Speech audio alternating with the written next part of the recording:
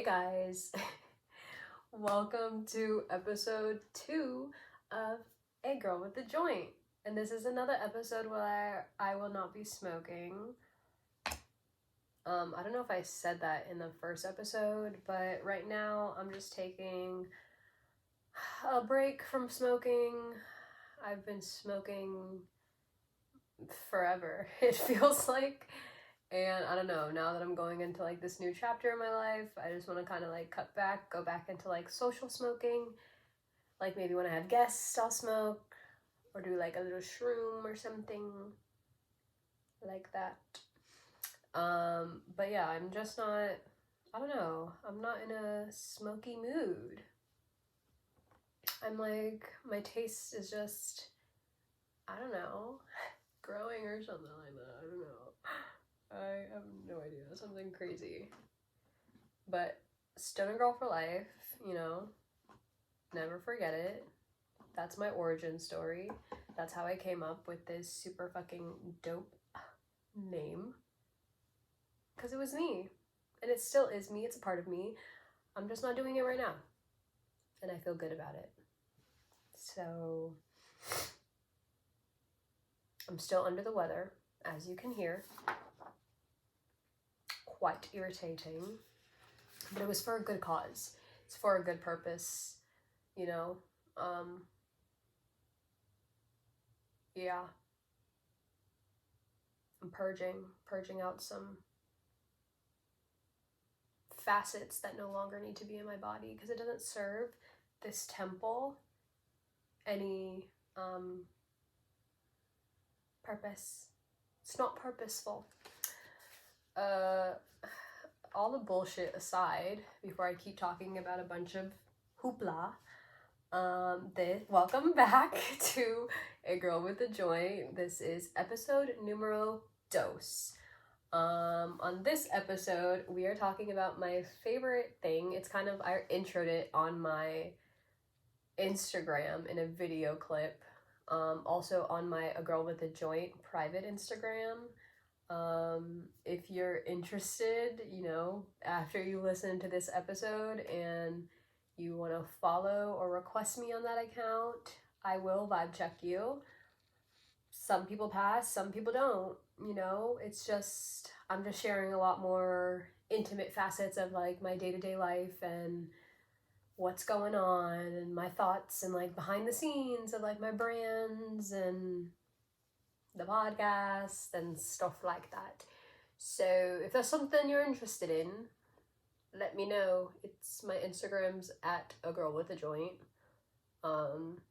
Request me, see if you pass the vibe check. I don't make the rules. I have some, like, if you have also a sketchy looking account, my account already looks sketchy. Like, I'm not gonna request you because I can't see anything and you could be an op, you know? Yeah, so I'm gonna just leave that at that. Sorry. Sniffling and coughing and all the nice things. Okay, did I even get the intro over with? No? Okay, hey guys. Hey guys, welcome back to A Girl with a Joint, the podcast that takes its name literal, except it's not. Ding.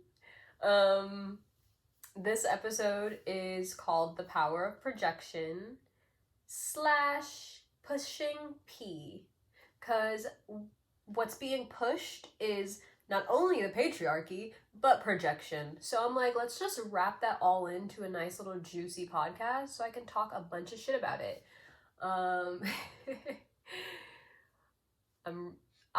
Like I was saying, the story that I was saying before my mind just went all over the place was how I introduced this topic on my public Instagram as well. I like woke up randomly at like 5 a.m.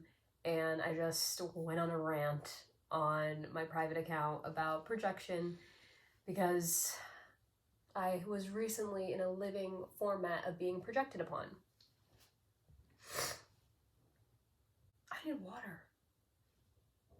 Oh wait, okay. Pause. I gotta get water. Don't look at that. There's not anything to look at. Anyway. Okay, I need to get all these sniffles and whiffles out because gross. It's not gross, but...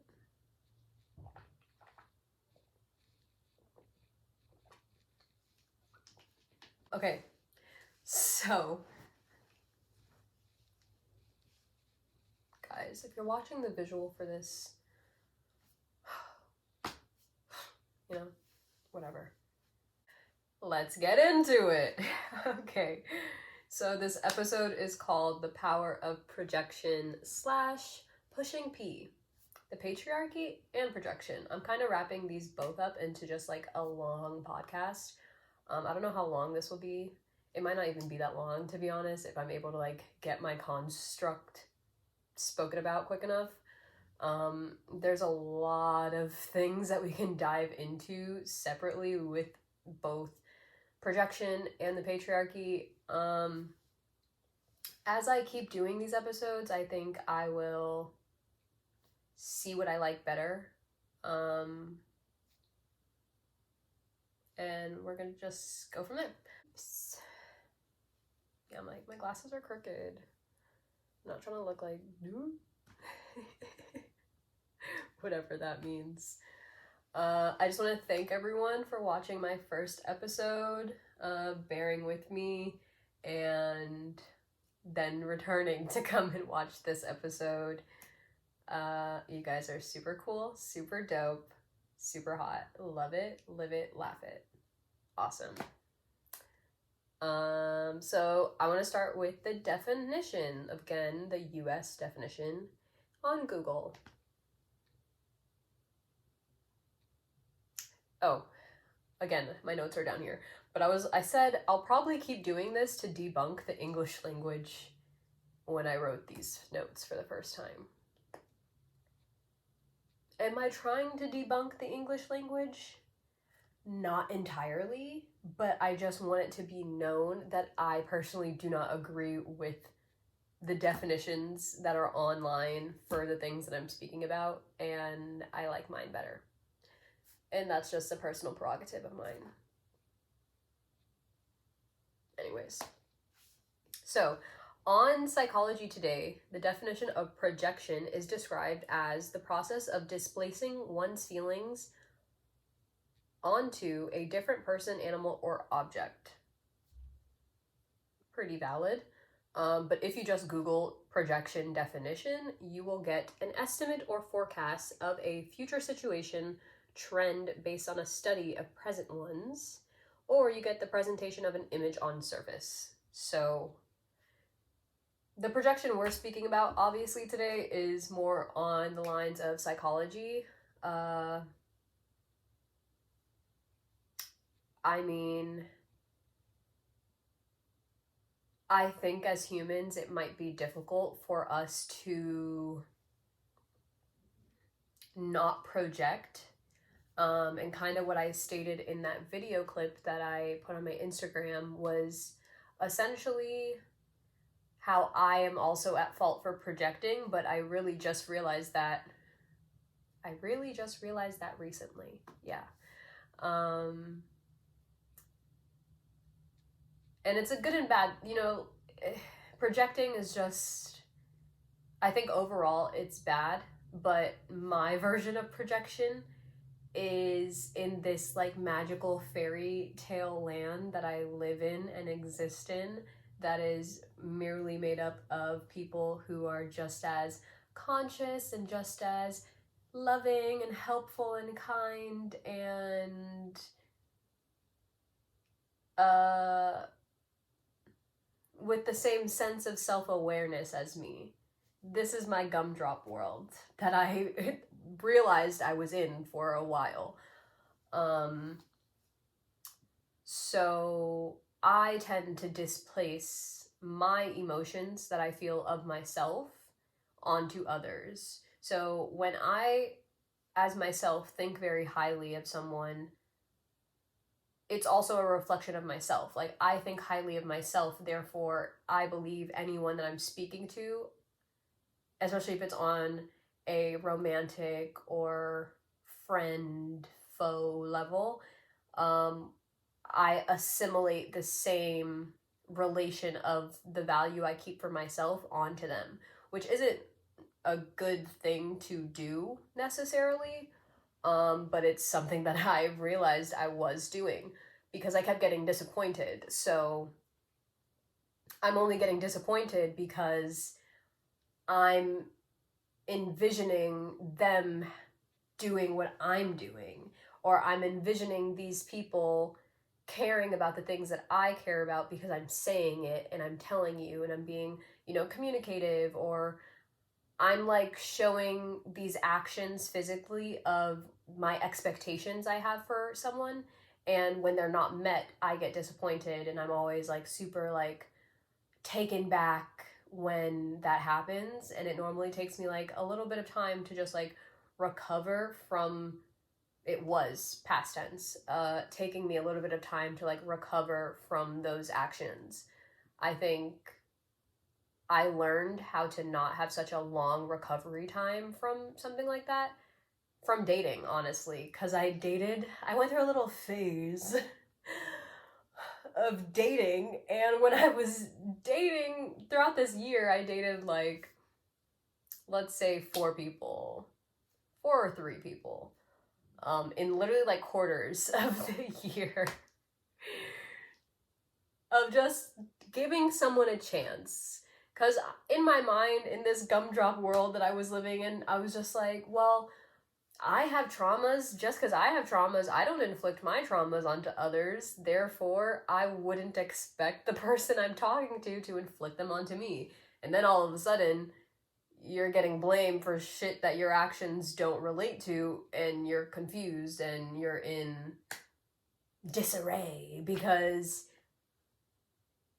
nothing's lining up on a physical level. But it's also because I have these imaginary thoughts, they have their imaginary thoughts. It's not being communicated to. I'm not being specific. They're not being specific. There's a lack of communication on that end. So that's something that I feel like I kind of had to like face myself. And I all of the things that I speak about are normally based on a very like real life experience circumstance, just because as a Sagittarius, I think that's the easiest way for me to quote unquote teach others. Like something that Sagittariuses are known of doing is trying to teach and like learn. We're constantly learning, but we're learning so that we can teach. And maybe I just took my fucking duty seriously, but I'm like, yeah, in order for me to teach someone, I have to live it because I only speak through my own life experiences. And let me tell you, I've been through some life experiences, okay? So, yeah, in that video, I was just speaking on how I project my reality onto others, and if I'm living in this magical fairy tale land full of honesty and love and communication and radas, all the healthy conscious things in someone's life that you could possibly have, in my imaginary world, that's what's going on. And then when I realize that it is not going on, I am confused. And the one thing I hate being the most is like confused. That is like one of the worst feelings for me. Because I, as a Haitian, Jamaican, Black person, I was taught to really value education and being educated, and that was like something that I felt like for a long time made me feel like valued. Like I wasn't valued until I had a certain level of education. I was not taken seriously until I had a certain like level of like educational experience behind me. So whenever I'm confused, that really questions my intelligence, and that is like something I at the time didn't know how to handle. I didn't know how to handle not knowing what was going on because I pride myself in being in the know so much. I couldn't understand how I could be somewhere with someone and not really be there with them when you're doing things physically on such a like person to person basis. Like if you're going to sleep next to someone, waking up next to someone on a pretty normal regulatory basis for your life, and then all of a sudden it's not that, that is like a strong factor of a lack of communication and like a lack of understandings of where you're coming from and where I'm coming from, and like when I'm here, what does that mean?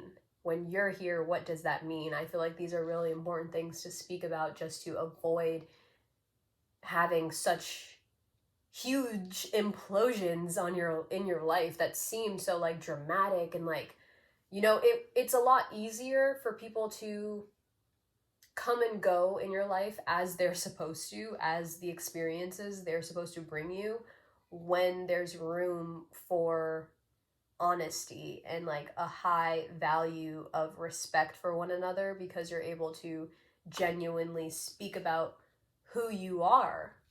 And I think people are not doing that, myself included in the time. Like I don't think I gave the proper impression to my partners that of what I valued and like what mattered to me and what was important for me and how much of an importance something placed on my life. So yeah, that's kind of that. But back to projection. I don't know where I just went. But as far as projecting, I think projection is dangerous. I think it's really important to look at everything. You know, for instance, I feel like an example I could use is recently, right? I stopped being close to someone that I was really close to for a long time. And towards the end of this situation, this friendship, it came to my awareness that this person believed all these thoughts about me. They called me all types of names, said I was X, Y, and Z, and I'm a narcissist, and I'm egotistical, and I'm really full of myself, and all the things, right? Everybody, the things that people say when they're hurt normally. And when I heard this information back, for me, it sounded like a projection of themselves. I feel like when people want to hurt you sometimes, they will project how they feel about themselves because they are hurting. So if you are a hurt individual, I can only imagine the only thing that you can see, feel, say, do is project your pain in a situation. A lot of people, it's hard for people to step out of the emotion of a situation and just look at the situation in a very literal sense. And I think anthropology kind of really aided in me being able to do that in my life and just do that. Yeah, just do that in my life. Where I can look at a situation from all spectrums. I have the ability of like I can see where you're coming from and choose to not agree with it. It's not the fact that I don't need to agree with you. No one has to align with what you're saying. You just need to know you have a space to be heard. I think that's the most important thing. And I don't think a lot of people value that highly enough in their lives, is being able to see all facets of someone, something, somewhere, and choosing to allow it, choosing to agree to something. It was a choice.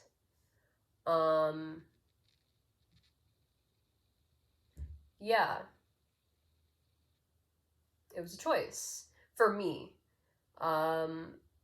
Which kind of goes into like my romantic partners that I was talking about when I went through like a year I was like dating.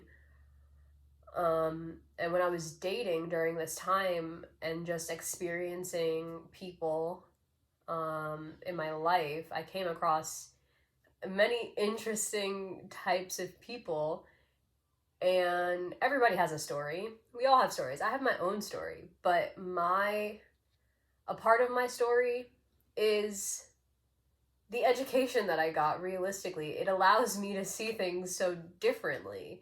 So it's very hard for me to be in a space and project my reality onto you, because I'm aware that everyone comes from so many different facets and has so many different components to make up their to make up their personality and themselves as a whole, that it's difficult for me to project my reality onto it, because my reality is seeing all realities. My reality is kind of being open enough and loving, I guess you can say, like loving enough to want to see these things and like want to hear your story and hear where you're coming from. And that kind of gets me a little bit into trouble, because sometimes I give people, past tense, sometimes I gave people too much space or too much time of mine or too much understandings of mine. Like I can only understand so much about you before now I am simply just watering a part of me down to meet you, or I am choosing to not be conscious because I know it doesn't benefit the situation here. If you're used to a trauma filled dynamic or a toxic filled relationship type or like friendships or things, I'm not going to compensate for your reality. I'm not going to meet you where you are. Either we're going to hear each other equally and decide what we want to decide like adults, or it's going to be manipulated, or it's going to be toxic. And in that point, that's just showing more of someone's character, you know? Yeah, I just think a lot of people project. I don't know. I don't know. I don't want to be like, I don't know who doesn't project, but I think even myself, like I said, like I just realized that I was projecting for so long. Versus now I feel like that I've had that like epiphany in a sense. I'm able to take in all facets of the information I'm being getting and then choose. For a long time, I didn't feel like I had a choice because I didn't want to be like the rest, so to speak. I didn't want to be, the person that comes into your life and then walks out of your life once I see like you're super fucked up. In that moment in my life, because I knew I had shit going on and I was also like dating as a means of like getting away from the shit that I had going on, I'm kind of just intrigued and I'm just like interested to see like if you have the ability of being open to something different. Because I feel like a lot of people have these, especially with social media, like it's super popularized and it's super made to seem like an aesthetic of like a certain type of relationship to aspire for, or just a kind of dynamic that's like different from your family. I feel like the normalized standard version for a lot of people, especially in US, in this capitalistic society, is to keep being under the demise of toxicity and those things that a lot of people don't even have time to, you know, question within themselves or question within their foundations, their parents, their surroundings, their relationship history, their childhood woundings, their, you know, all those things, because we don't have time. Well, it's not that we don't have time, because we're not taught that that is available to a lot of people, especially within like Black and people of color homes. We don't feel liberated in that sense. I don't feel like that sense of liberation is really seen by a lot of our people, because it's not taught to us. You know, it wasn't taught to our parents, it wasn't taught to our parents' parents. A lot of our grandparents, typically, I mean, I would assume, are first generation, like, in a sense, like, they're not even from here, they're immigrants. Some might not even speak English. Some of us, our English isn't even our first language. Like, it's really difficult to even feel like you have time to find out who you are and what you like and what you need to heal within yourself in order to even evolve. And I can say within at least my lifestyle, my life itself, the one thing that I've been able to make a priority is learning about myself and prioritizing learning about myself and making that kind of something at the forefront of my life. Like, being an only child, I had a lot of alone time. I had a lot of time to sit by myself and be home by myself and figure out what the fuck I liked and what I did not like. But it was just a matter of me in my life having the liberation of putting boundaries up. Like, I didn't have that privilege for myself. So I've been able to adapt to a lot of situations where I've been able to learn from a lot of toxic situations of just like the little microaggressions that are in certain conversations that people throw at you, or when someone says something that it could possibly be just stemming from like, it's like initial reaction, or it's coming from a place of like trauma, or, you know, like, I've just been able to have so much time alone to kind of analyze life, that when I finally became an adult and I've been able to like step into my adult life and be around other people, I kind of took a step back to just observe and observe what the people around me are saying and observe what people think and observe, to me, my peers. And sometimes I said things and sometimes I didn't, but it was more out of a precaution, because as a child, cut off, lost storage, hashtag very whack. But nonetheless, in my adult life, from taking a back seat of observing everybody, now I'm ready to say what the fuck I see, and I see a lot of bullshit. Excuse me. But yeah, like, I don't know. I just think a lot of people are projecting their realities, and as a person who just realized that I was projecting my reality, I'm just here to say it is a lot easier being present and just asking questions and finding truth. People like to pretend and play like they don't know what's going on, or they don't know what they did or what they're doing, in ways to like negatively affect spaces or you know, like a place that they have with you in your life. And for that, I just say, if you have patience, educate them.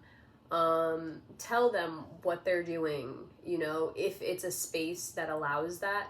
But as this, within my own life, I can say this: I've tried for years to tell people truth, you know.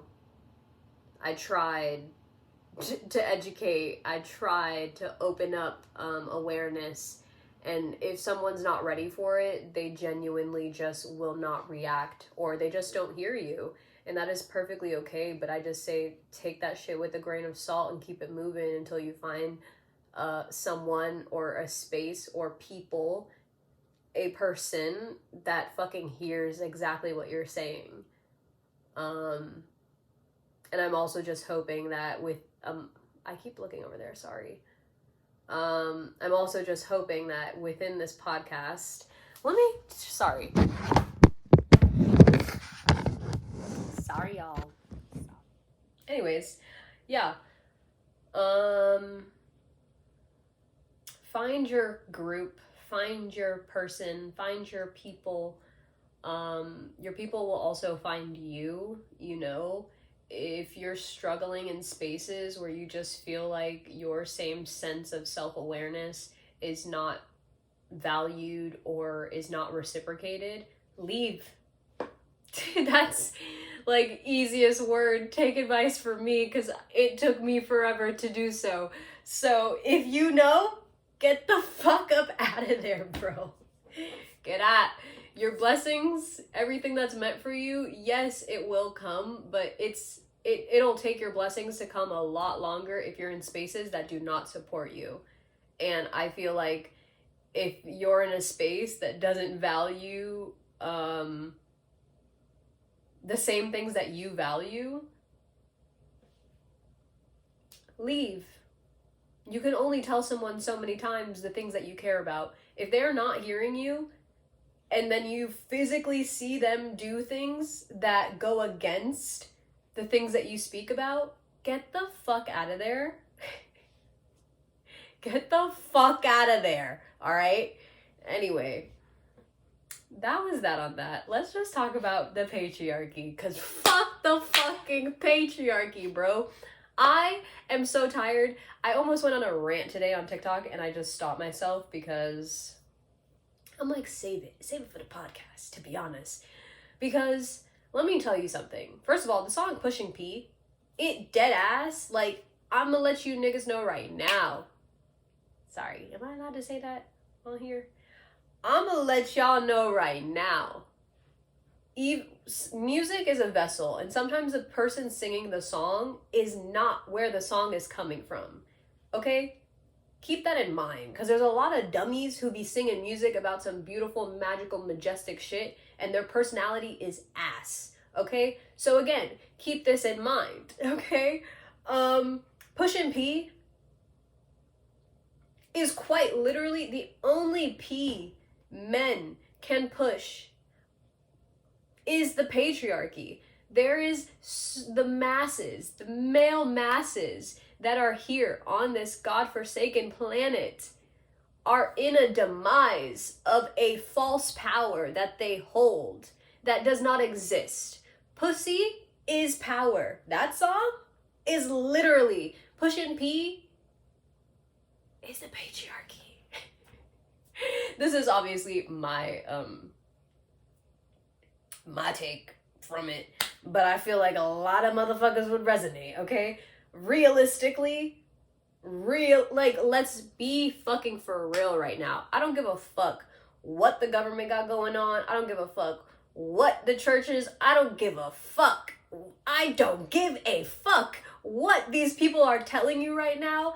I'm gonna let you know right now, as far as I'm concerned, on this channel, this girl, this person, I am in a matriarchal society. You could not fathom and sit here and tell me that women are not literally ruling the world. Regardless if the structure of our world is set up for that, I don't give a fuck. You cannot carry a life in your stomach and transport an entire vessel into this planet. I don't give a fuck. Women can carry without a man. So, ¿cómo se dice? Shut the fuck up? Like, I don't know how to say shut the fuck up more than that. Like, there's not a lot of arguments to go in further. Aside from that, that validates every fucking argument. I don't give a fuck about strength. We are not in the Hunger Games, motherfucker. We are not in fucking, picking, like, fuck, what is it? Fruit gatherers and, like, hunters and gatherers fucking time. We are not there. We are in a capitalistic society. Sure, money really is the thing that is pushing everything on in our shit right now, but if women, girls, come here, come closer. I just genuinely feel like you should all go on a celibacy strike, and let me tell you why. You will realize how much shit men will do for a woman, period. Fuck the pussy. I'm sorry. Take the pussy out of it. She don't even exist. She's closed for shop. She's gone, okay? Men do everything for women. If you sit, if you watch men, the boys right now is a little, they got a little twang to it, and this is an LGBT inclusive motherfucking podcast, okay? Know that for sure. But I'm gonna tell you right now, these heteronormative men who sit here and start podcasts and gossip about women all day, gossip about women's productive rights, sit in fucking group chats gossiping about women at their big fucking age. I'm gonna tell you this right now, either because of the society that we live in and because it is not normalized, or you believe it's not acceptable for you to go pop your twat, you are literally popping your twat regardless. You doing pop twat behavior. Keep it a bean. Like, I don't know. I know everybody, like, I've said this to some of my guy friends and they like roll their eyes or whatever, when I'm just like, no, the sassy man apocalypse is for real. But it's the fact that men in this patriarchal society, it is not normalized for men to express their emotions, to act like a normal fucking human being, to be the men that once were. Let's just say that. So the revolution, the revolting against the patriarchy for men is to literally act like a bitch, bro. Like, no fucking cap. Like, I'm not even saying this to be funny. I'm dead the fuck ass.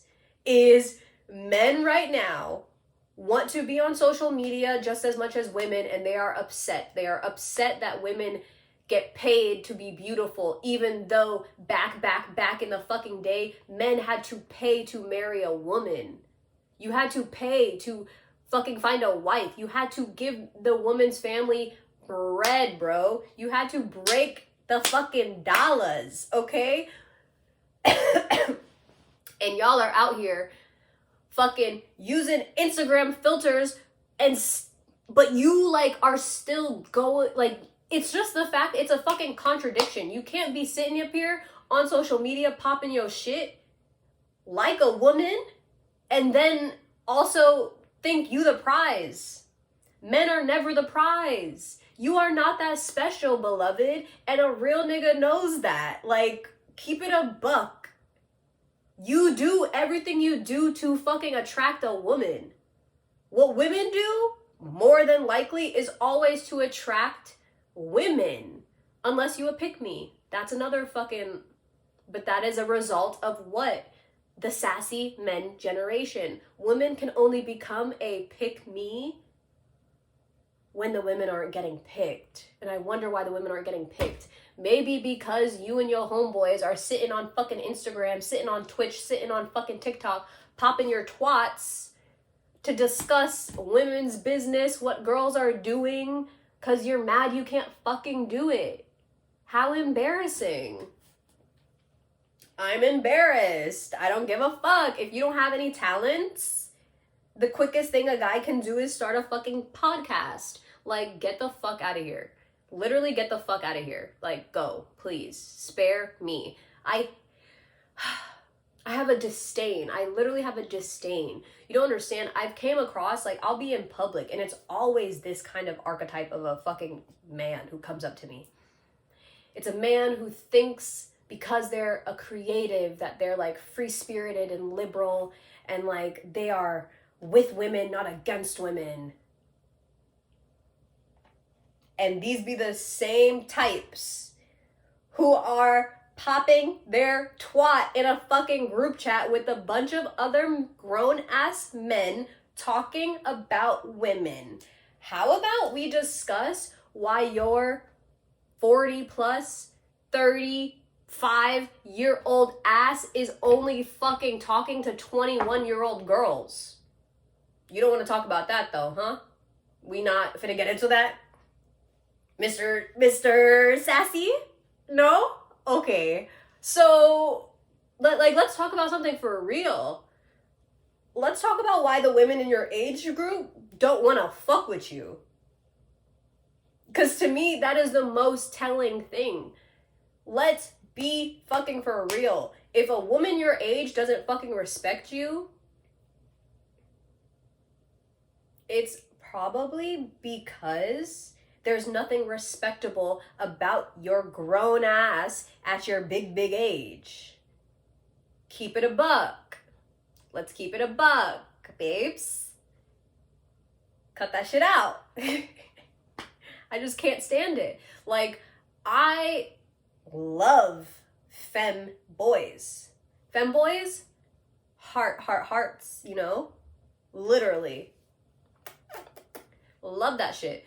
But I'm not gonna sit here and think you're being fucking progressive and think you're tapped into your emotions and you're a liberated, conscious fucking man when realistically you're just playing the archetype to get more bitches. Ugh.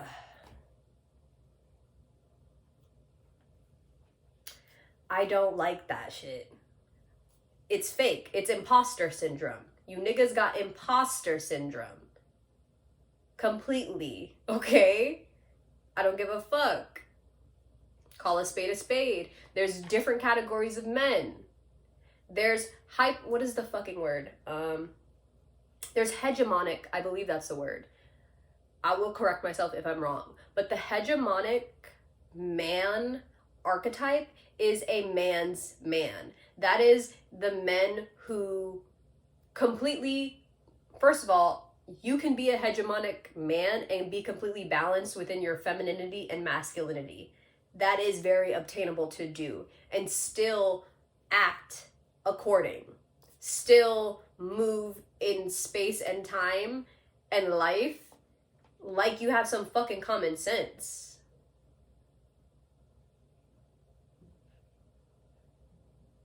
A man's man. So let me describe what a hegemonic man is, sorry. A hegemonic man is a man's man. It's like the most mask in a sense. They're like kind of basically the divine masculine, if you want to call it that for a very like spiritual term. But that is just simply a man who is a conscious, active, divine masculine entity. We got about 5% of those. And at least 1% of them is my friends. So, be fucking for real.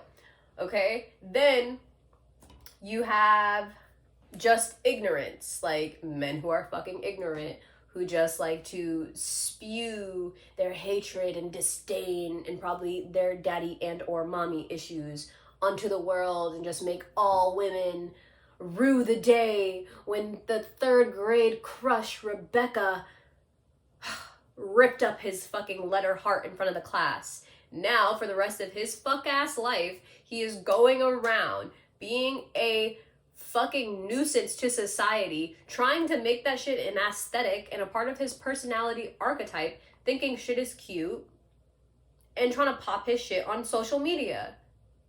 You're ugly. Don't give a fuck. Then you got the femboys, like I said. Ugly as fuck if you do what I said, okay? Mind you, I'm just talking about all the ones that I hate.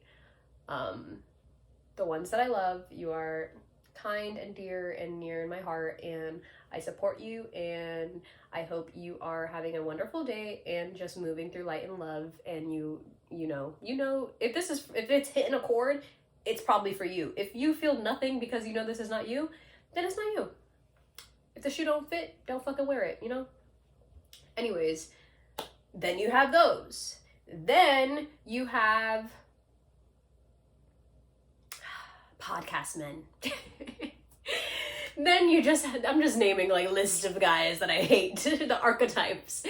But podcast men who have such a heightened sense of ego, men who gain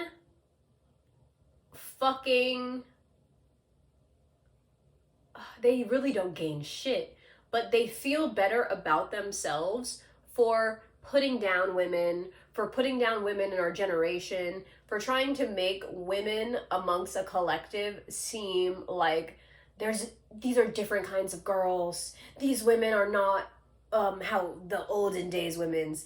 These are the motherfuckers who want, so quote unquote, I'm using air quotes here, they want traditional women, but they are not traditional men. These men are not that. They believe too highly in themselves that they could never amount to the fucking standards that they're even trying to push on their partners that they will never obtain, because a bitch you asking for is not gonna fuck with you.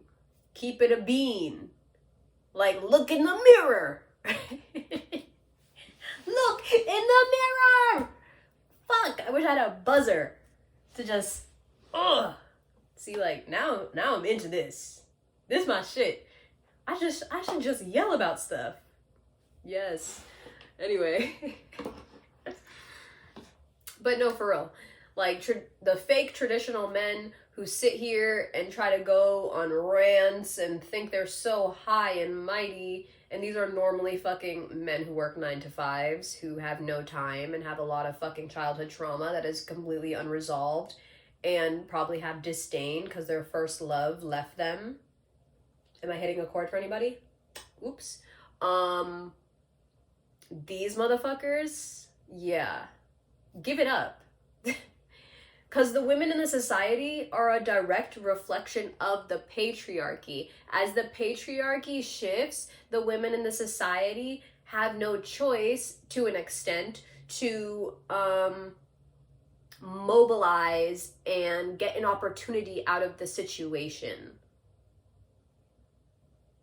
Men are mad. Men are big mad. There's a lot of fucking men who have a lot of fucking opinions on what women do, just as much as the men who sit up at 80 fucking years old in the Supreme Courts and make these rules about what women can do to their bodies. These men who get no pussy, no dick, no nothing, because pero you're unattractive, your spirit is nasty, or you're manipulating people to get something out of them, or you're paying them. Either one of those situations are normally the case. I'm just tired. I'm just so sick and tired of men thinking that their opinions matter. I live in a matriarchal society. Women are the only thing that matter in my world. If the woman is not being like fucking wined and dined and spoiled and like admirized and like literally treated like the fucking divine feminine she is and she exists as, you have no space to speak about quite literally anything to me. I don't want to listen. I don't want to hear anything. I can't hear you. I can't hear you. I don't hear no more bullshit. I haven't heard bullshit, but now it's just like me being vocal on the fact that I literally think you are all spilling bullshit.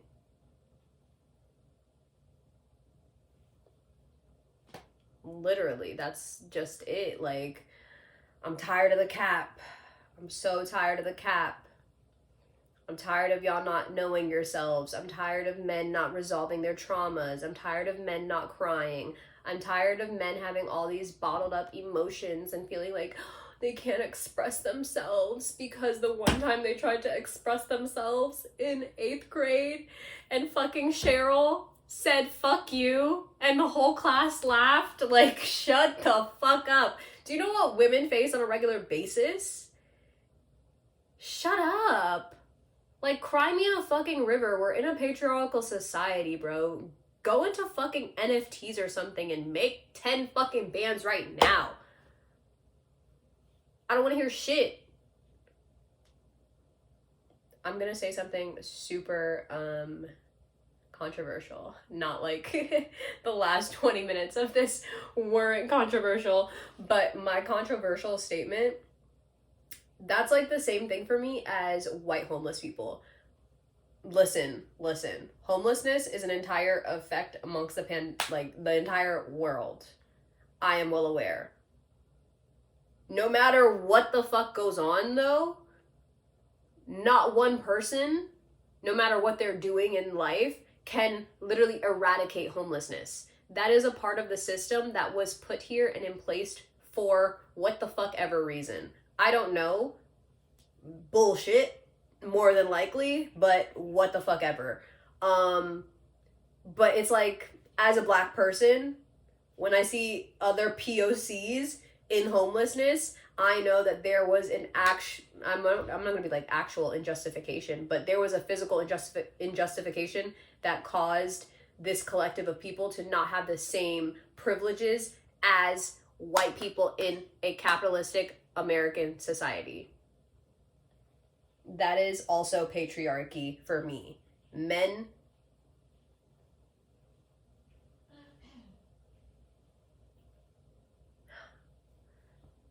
Cry Me a River, Justin Timberlake. Anyways, I hope you guys enjoyed this episode of A Girl with a Joint. More coming soon. My next episode, I'll have a guest. And yeah. Thanks for listening to me rant and bash men, only certain types of men, you know, the men that relate, for the last 20 minutes. I really feel whole, you know. I feel like I needed to let that out. I just needed to tell somebody, like, not that I don't say that already, but like, I just had to make it vocal on a platform where everyone has no choice but to like see it if you see it and listen to it if you listen to it. So I feel like I can move on with my life knowing that I definitely said that and it was necessary, because fuck the patriarchy. This is a matriarchal society, so if you're coming over here, move accordingly. Act like you know. Okay? Great. Bye.